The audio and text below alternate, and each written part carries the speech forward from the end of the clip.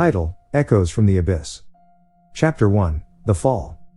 The sun was high, casting long shadows over the construction site where John had spent the better part of his life. The rhythmic sounds of hammers and drills were a familiar backdrop to his days. He had seen buildings rise from mere blueprints to towering structures, a testament to his hard work and dedication. That fateful morning, John was on the scaffolding, securing a beam. He had done this countless times, each movement almost second nature. But today was different. There was a sudden creak, a groan of metal, and before he could process what was happening, the ground rushed up to meet him. The world blurred as pain exploded through his body.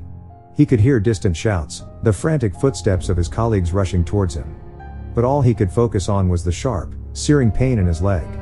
He tried to move, but the pain was overwhelming. The ambulance arrived quickly, its sirens cutting through the cacophony of the construction site. At the hospital, doctors and nurses swirled around him, their faces masks of concern. X-rays were taken, and the verdict was grim: a compound fracture. Surgery was needed. As John lay in the sterile hospital room, the weight of his situation began to sink in. He was the primary breadwinner for his family. His wife, Lisa, took care of their 2 young children. Without his income, how would they manage? But there was a glimmer of hope. Workers' compensation was supposed to be his safety net, a system he had paid into for years, believing it would be there for him in times of need.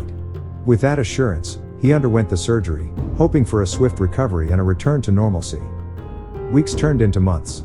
John's physical wounds began to heal, but the emotional and financial strain was taking its toll. The bills piled up, and the promised compensation was nowhere in sight. Each call to the insurance company was met with delays, excuses, and finally, a denial. They cited a pre-existing condition, a minor injury from his youth, as the reason for the refusal. Despair settled in. John felt betrayed. He had given his blood and sweat to his job, believing in a system that promised to protect workers like him. But when he needed it the most, it turned its back on him. Lisa tried to remain optimistic, taking on odd jobs to make ends meet. But the strain was evident. Their savings were dwindling, and the future looked bleak. As John sat in his living room, the sounds of his children playing in the background, he felt a deep sense of injustice. He had played by the rules, worked hard, and believed in the American dream. But now, that dream seemed more elusive than ever. The fall had taken more than just his ability to walk without pain. It had shaken his faith in a system he once trusted. And as the days turned into nights, John knew that the real battle, the fight for justice, was just beginning. Chapter 2: The Gauntlet. Sarah's classroom was a haven for many. The walls adorned with colorful artwork, shelves lined with books that had been read and reread, and the familiar scent of chalk and paper. For over 3 decades, she had shaped young minds, instilling in them a love for learning. But lately, the very place that brought her joy had become a source of pain. Each step she took sent jolts of pain up her legs. The arthritis, which had started as a mild inconvenience, had grown relentless. Mornings were the hardest. Getting out of bed felt like a Herculean task. The once lively teacher now moved with a limp, her steps slow and measured. Sarah had always been independent, priding herself on her resilience. But the pain was now affecting her teaching. Standing for extended periods became unbearable, and even simple tasks like writing on the board were fraught with difficulty. She confided in her close friend, Martha, who suggested applying for disability benefits. "It's there for people like us, Sarah. You've given so much to this profession. It's time you got some help," Martha had said. With a mix of hope and apprehension, Sarah began the application process. She gathered her medical records, filled out the necessary forms, and waited. But what followed was not the relief she had hoped for. The first letter arrived, requesting additional documentation. Sarah complied, sending in more detailed medical records. Then came another letter, this time asking for a second opinion. The doctor's visits multiplied, each one confirming her condition but seemingly not enough for the system. With each passing week, the pile of letters grew. Some were requests for further tests, others questioned the severity of her condition, and some were downright accusatory, hinting at malingering. The process felt less like seeking help and more like running a gauntlet, where each step was designed to wear her down. Sarah's once bright spirit began to wane. The constant scrutiny, the insinuations, and the bureaucratic maze were taking a toll. She felt trapped, caught between her debilitating condition and a system that seemed determined to deny her at every turn. One evening, as she sat surrounded by paperwork, tears streaming down her face, her daughter Emma walked in. Seeing her mother's distress, she wrapped her arms around Sarah. "We'll get through this, Mom," she whispered. But Sarah's faith was shaken. The system she believed would support her in her time of need seemed more like an adversary. The gauntlet had been thrown, and Sarah, with her dwindling strength, was determined to see it through. But at what cost? Chapter 3, The Streets. The city skyline, once a symbol of hope and prosperity, now loomed over John and Sarah like an unyielding monolith. The bustling streets, filled with the cacophony of life, felt alien and unwelcoming. The very pavements they walked on, which once led to opportunities, now served as their cold, hard bed. John's sturdy construction boots, which had seen better days, were now worn and tattered, much like his spirit. The savings he had meticulously built over the years had vanished, consumed by medical bills and living expenses. His family's modest home, once filled with laughter and memories, had been taken by the bank. Sarah, clutching her worn-out bag, shuffled alongside him. The arthritis had progressed, and every step was a testament to her willpower. The classroom, her students, and the joy of teaching felt like a distant memory. Now, her days were consumed by the struggle for basic survival. As they navigated the city's alleyways in search of a safe spot to rest, they encountered faces that mirrored their own despair. There was Mike, a veteran with medals of valor, who now fought a different battle against PTSD and the endless bureaucracy of the VA. His stories of bravery in combat contrasted sharply with his current plight, waiting in vain for the benefits he had earned. Nearby, an elderly couple, Mr. and Mrs. Rodriguez, huddled together for warmth.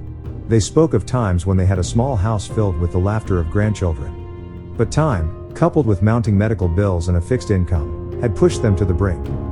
And then there was Maya, a young woman with a cast on her arm, a recent victim of an accident and the insurance company's refusal to cover her treatment. Her dreams of going to college and building a future were now overshadowed by her immediate need for shelter and food. As the days turned into nights and weeks into months, these alleyways and underpasses became a community of sorts. Shared stories of injustice, of dreams deferred, and of a system that had failed them became the common thread that bound them together. But amidst the despair, there was resilience. They looked out for one another, sharing whatever little they had. John, with his construction experience, built makeshift shelters. Sarah, drawing from her teaching days, organized small classes for the children in the community, ensuring that the flame of learning was kept alive. Yet, every day was a stark reminder of their fall from grace, of a society that had moved on, leaving them behind. The city's indifference was palpable, with passers-by often averting their eyes, as if the mere acknowledgement of their existence was a burden. But in the heart of this concrete jungle, amidst the cold and the chaos, the human spirit endured. For John, Sarah, and the countless others like them, the streets were not just a testament to their struggles but also to their undying hope for a better tomorrow. Chapter 4, The Whisperers. The campfire, a beacon in the heart of the city's forgotten corners, crackled and danced, casting flickering shadows on the faces gathered around it. The orange glow illuminated the makeshift tents and shelters, creating an island of warmth in the cold urban expanse. John, with his rugged face reflecting the hardships of his journey, began. "I wrote to the senator," he said, his voice tinged with a mix of hope and bitterness. "Told him about the fall, the hospital bills, the denied claims. I thought, surely, someone in his position would listen, would care." He paused, taking a deep breath. "But all I got was a generic letter, thanking me for my concerns and assuring me of their commitment to the people." Sarah, her eyes glistening with unshed tears, shared her own tale. "I organized a protest outside the insurance company's headquarters. We had signs, chants, stories of real people suffering. The media was there. But instead of listening, they called the police. We were dispersed, labeled as disruptors and troublemakers." Mike, the veteran, spoke of his countless visits to the VA, of waiting in line for hours, only to be told to come back another day. "I served this country," he said, his voice breaking. "I gave everything, and now, when I need help, I'm just a number, a file on someone's desk." Maya, the young woman with dreams of college, recounted her attempts to reach out to local news outlets. "I thought if people heard my story, if they knew what was happening, they'd want to help. But the editor told me it wasn't newsworthy enough." As the night deepened, more stories poured forth. Tales of desperation, of pleas falling on deaf ears, of a system that seemed blind and deaf to their suffering. But interspersed with the tales of despair were also stories of resilience. Of small acts of kindness from strangers, of moments when they felt seen and heard, of the bonds forged in the crucible of shared hardships. The fire, slowly dying, became a metaphor for their struggles. But even as the flames dimmed, the embers remained, glowing with a quiet intensity. The Whisperers, as they had come to be known, were a testament to the indomitable human spirit. In a world that sought to silence them, they found strength in their collective voice, and as dawn approached, with the city awakening to another day, the Whisperers made a silent vow. They would not be silenced. They would rise, again and again, their whispers growing into a roar that could not be ignored. Chapter 5, The Uprising. But from the depths of despair, a spark was ignited. The victims, the forgotten, decided they would be silent no more. They organized, rallied, and marched. Their stories, once whispered in the shadows, were now shouted from the rooftops. The media, which had once overlooked them, now took notice. State and federal agencies launched investigations into the practices of insurance companies, especially those dealing with workers' compensation and disability benefits. Whistleblowers came forward, revealing a web of deceit, kickbacks, and under-the-table deals that prioritized profits over people's well-being. News outlets ran exposés, uncovering the extent of the corruption. Hidden camera footage showed insurance adjusters bragging about denying claims, doctors being incentivized to underdiagnose, and lawmakers receiving campaign contributions in exchange for favorable legislation. The public outcry was deafening. Protests erupted outside insurance company headquarters, demanding accountability. Social media campaigns named and shamed those involved, ensuring that their actions would not be forgotten. In the halls of power, the tide began to turn. Lawmakers, some genuine in their concern and others fearing for their political futures, introduced legislation to overhaul the system. Stricter regulations were put in place, ensuring transparency and accountability. Insurance companies were mandated to expedite claims, especially for those with severe conditions. Penalties for wrongful denials were increased, and an independent body was set up to oversee and audit the process. But while the system was slowly being rectified, the scars of the past remained. For many, like John and Sarah, the changes came too late. John's injury, compounded by the delay in treatment, had left him with chronic pain and limited mobility. Sarah's health had deteriorated further, the stress of the ordeal exacerbating her condition. They, along with many others, found themselves in a bittersweet situation. On one hand, they were vindicated, their struggles acknowledged, and reforms initiated. But on the other hand, the personal toll was irreversible. The years lost, the physical and emotional pain, and the shattered trust in a system that was supposed to protect them could never be fully mended. The uprising, born from the depths of despair, had achieved what years of silent suffering had not. It had brought the plight of the forgotten to the forefront, forcing the world to acknowledge and address their struggles. The journey was far from over, but the first steps towards justice had been taken. Chapter 6, The Reckoning. The aftermath of the uprising was swift and intense. The sheer magnitude of the movement, amplified by media coverage and public sentiment, forced those in power to sit up and take notice. The stories of John, Sarah, and countless others had touched a nerve, and the nation demanded answers. State and federal agencies launched investigations into the practices of insurance companies, especially those dealing with workers' compensation and disability benefits. Whistleblowers came forward, revealing a web of deceit, kickbacks, and under-the-table deals that prioritized profits over people's well-being. News outlets ran exposés, uncovering the extent of the corruption. Hidden camera footage showed insurance adjusters bragging about denying claims, doctors being incentivized to underdiagnose, and lawmakers receiving campaign contributions in exchange for favorable legislation. The public outcry was deafening. Protests erupted outside insurance company headquarters, demanding accountability. Social media campaigns named and shamed those involved, ensuring that their actions would not be forgotten. In the halls of power, the tide began to turn. Lawmakers, some genuine in their concern and others fearing for their political futures, introduced legislation to overhaul the system. Stricter regulations were put in place, ensuring transparency and accountability. Insurance companies were mandated to expedite claims, especially for those with severe conditions.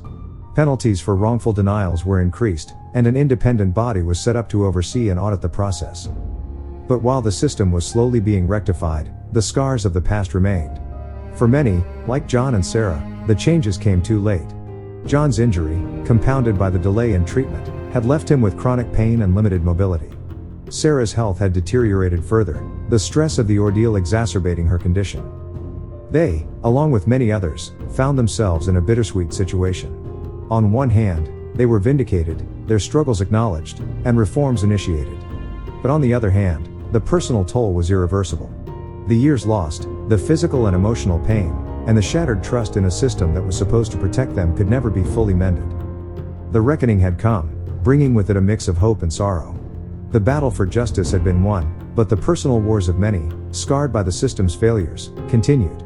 The legacy of their struggle served as a stark reminder of the cost of indifference and the importance of relentless pursuit of justice. Epilogue: The Echo. In the heart of America, the echoes of the forgotten still reverberate, their stories, a testament to the resilience of the human spirit and a stark reminder of the cost of indifference. The nation had been given a chance to right its wrongs, but at what cost? This story, while fictional, draws inspiration from the real challenges faced by many in America.